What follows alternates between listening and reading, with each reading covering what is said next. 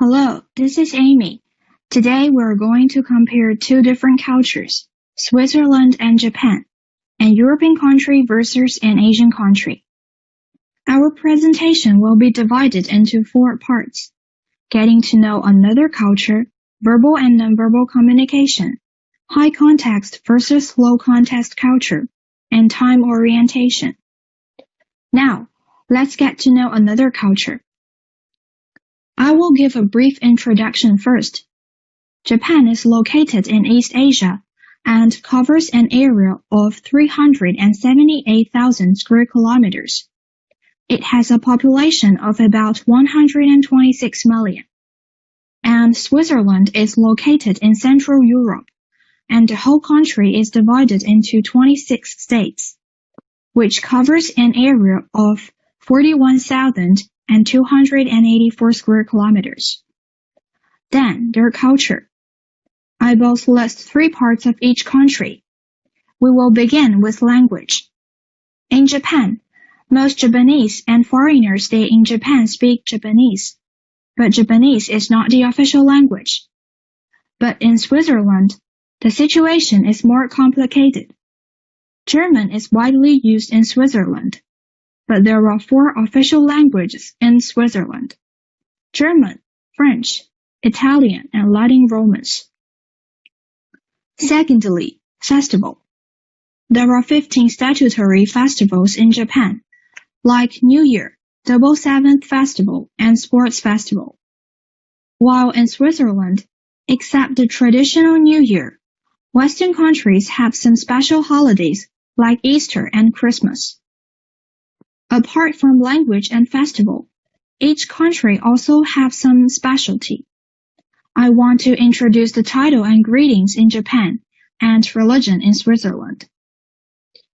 When you call a Japanese, you can call him or her Mr., Miss, or Madam, or add a "jun" after their names. Only on official occasions can call their full name. By the way, Japanese bow to greet with each other. According to the research in 2014, people who believe in Catholicism account for 38.6% and 28% for Protestantism, 11.3% for other religion. Finally, I want to introduce some special food in both countries. Sushi, Japanese pastry fruit, which is called 果子 in Chinese, and tempura, fried shrimp, are all specialties you have to try in Japan. While in Switzerland, Chinese hot pot and mixed meat plate is quite famous and worth tasting. We will move to the second part, verbal and nonverbal communication. As many people likely already know, nonverbal communication is any kind of communication that does not rely on words or written or spoken language. Hand gestures, facial expressions, and other body language are all elements of nonverbal communication. When people use their facial features or body to communicate an idea, a command, or a feeling, this is pure nonverbal communication. Smiling, nodding yes, and shaking your head no are probably the three most common and most easily understood kinds of nonverbal communication. However, there are many more ways to communicate without words that you likely already do regularly. Rolling your eyes, holding up your hands, covering your face with your hands, crossing your arms across your chest, and turning your back towards someone are all examples of effective nonverbal communication. Verbal communication can be broken into two types, speech and writing. Speech is easily acquired and naturally acquired. Humans are wired to speak to one another, but learning language can be difficult. Children learn words and gradually begin to be able to form sentences and soon become aware of what their words mean and the different techniques required for effective communication. In Japan, action speaks louder than words. Verbal communication is less important in Japan than nonverbal. because the spoken word can have several meanings. Nonverbal messages are therefore key, either communicated intentionally or subconsciously. The Japanese rely heavily on facial expressions, posture, hand movements, and tones of voice to understand others. While in Switzerland, there are 4 languages, and their language is decided by regions. Actually, different people in different regions may have some problems in communicating with each other. Number 3. High context versus low context.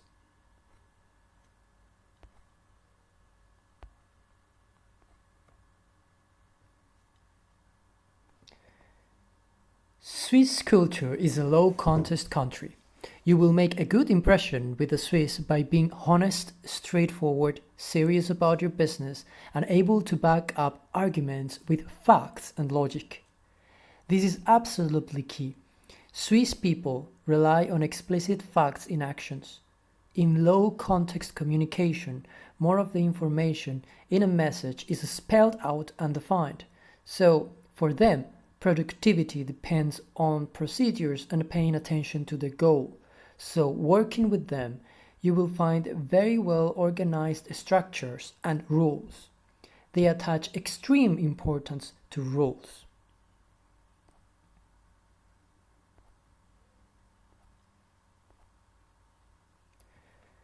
Disagreement is depersonalized. The focus is on rational solutions, not on personal solutions. An individual can be explicit about another person's burdensome behavior. This is very typical of Swiss people, who even are seen by other Europeans as too strict and direct. For them, space is compartmentalized. Privacy is very important, so people stand farther apart. They are very well known for their efficient machines, which shows their particular perfectionist character. Although this country tends to be a low-context one, they also attach great importance to the appearance of material objects, if it's clean or not, or the type of clothes one's wear. This is important to show social status.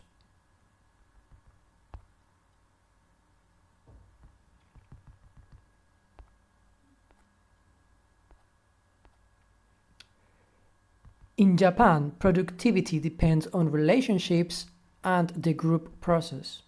An individual's identity is rooted in groups, like family or a work company. Social structure and authority are strongly centralized, usually by men.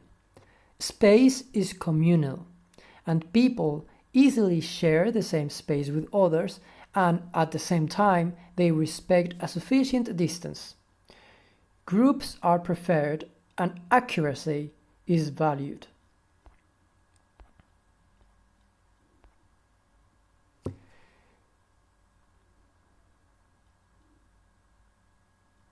In personal relationships, Japan is low context. Nevertheless, at the time to work, they can be very perfectionist and efficient as well. But compared with Switzerland, they may prefer a slower pace before making a final decision. Japan attaches importance to harmony of the space and objects. An example of this is Japanese Zen gardens. So the Swiss person should invest time in learning to read the symbols that are hidden in the environment. The Swiss person would need to make an effort to be attentive to the non-verbal clues of the environment. Number 4, regarding time orientation.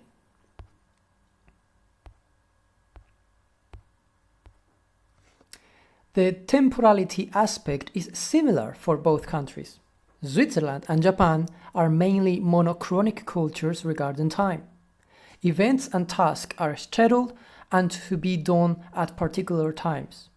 Time is a commodity to be spent or saved.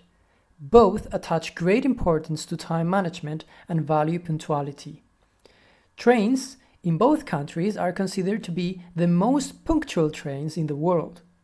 So people from both cultures will not have any problem regarding time issues. they will well understand each other. This is all for all. Thank you for listening.